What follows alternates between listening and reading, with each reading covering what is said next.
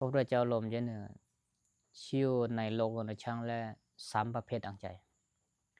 สามประเภทมาหังมาจ้ะหนึ่งเนี่ยช่างและอังเมียจะจีเขาตาบอดเขาจะเขาสองเนี่ยช่างและอังเมียและทีสีจะนี่มีตาน้อยเดียวสามมันอังเมียและอีเสียงจะก็มีตาสองหน่วยที่ตาอย่างที่งั้นตัวกับอังเมียเขาจริงเนี่ย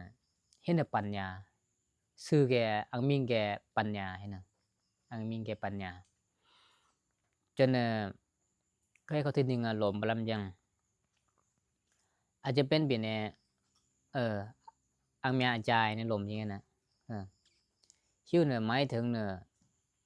ช่างเสื่อมทั้งสองอย่างเสื่อมดีกว่าทั้งนอกก็เจ้ามือทั้งนอกเจ้ามือช่างเป็นเจ้ามือกติเจ้ามือพอคาซับมือซ่าเนี่ยมีจากเขางามาหลมเปิ้นเนี่ยตัดจากซาเจ้ามือห้างมีจากนี้ลำร้อยจากเล่นในซาเจ้ามือทุกจากยากจากนี้เราปั้นในสร้างมุทุกจากยากจากนี้จะให้ปั้นอย่างไรจะมาพอให้ช่างหิมบางช่างเนี่ยหินเจอเนี่ยบุญหินเจอเนี่ยบาปหินเจอเนี่ย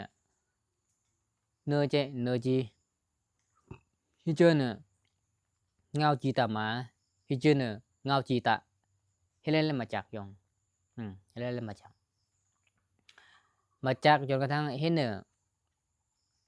ครูอาจารย์เห็นเนี่ยผู้มีพระคุณให้เล่นเล่นมาจากให้เล่นเล่นมาจากเพราะว่ายงเนี่ยอาธรรมน้องอย่างนี้เขาสิ่งเนื้อตีจางยิ่งมาเยอะให้เล่นในเป็นเอง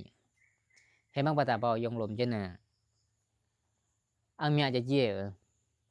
อังเมียไม่โปรยทรัพย์ทางน้องมือเมียเจทรัพย์ทางไหนมือเมียเจเขาทรัพย์ทางนอกก็คือพ่อค้าทรัพย์จะเจอเมียเจเขาจากการตั้งกงอาจจะเจอการลำลงจะยังแกการลำลงยังแกการลำลงชีวิตจะเจอเมื่อฝึกเครื่องอะไรอย่างเงี้ยแต่ทางไหนมือให้เล่นคุณงามความดีงั้นตัวคุณงามความดีงั้นตัวมือสร้างเขาจ่าเขาที่นำจังสารเลยมึงสร้างอย่างเกิดในลาปี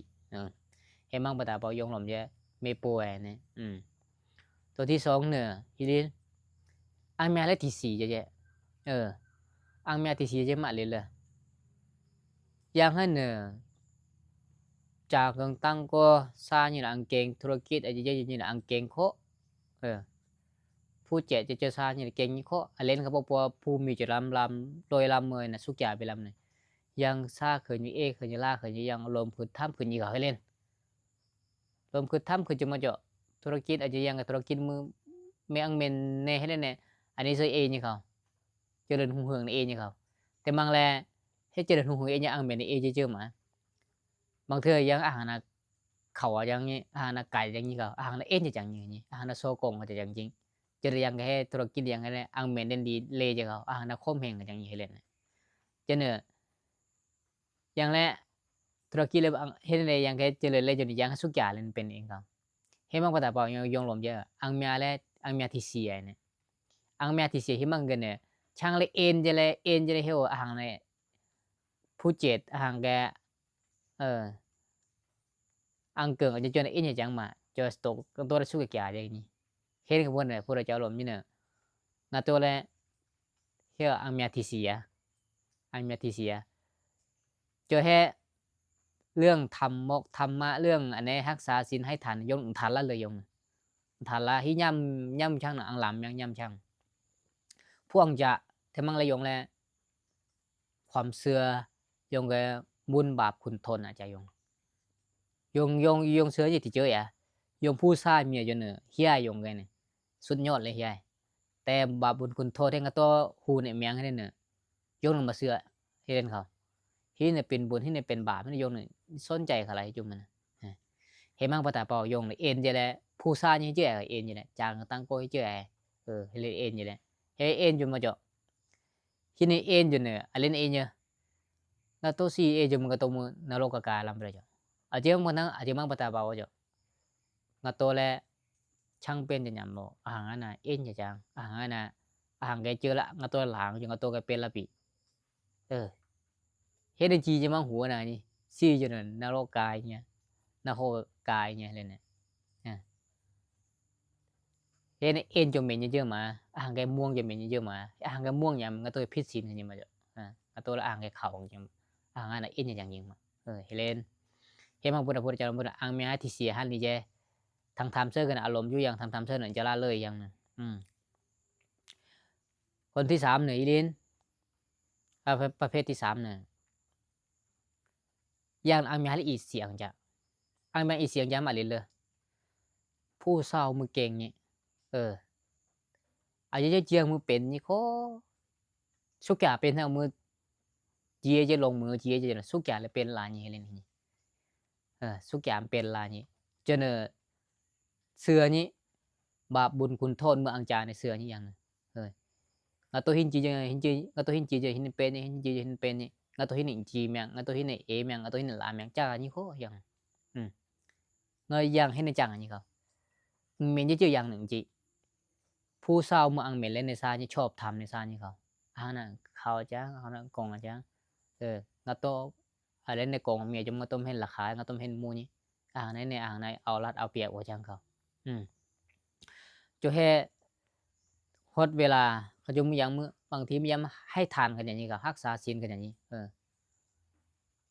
เจริญภาวนาก็ย้ำเจริญภาวนาใครให้เล่นในวันเวลาให้เล่นป่วยในให้เล่นในผู้ซาจากนี้ให้เล่นอย่ามาวันเวลาป่วยจะให้เล่นในที่จีราให้เล่นในผู้อะไรซาจะยุ่งจะให้เล่นมาผู้ใดซาจะอารมณ์ก็จะมือทานจะมือเวลาจะจมรักษาศีลดาเวลาจะจมมือมาลาจมประพฤติปฏิบัติธรรมกันอะไรนี้ให้เนี่ยประกอบปันให้เนี่ยทีให้เนี่ยทีหลังให้เนี่ย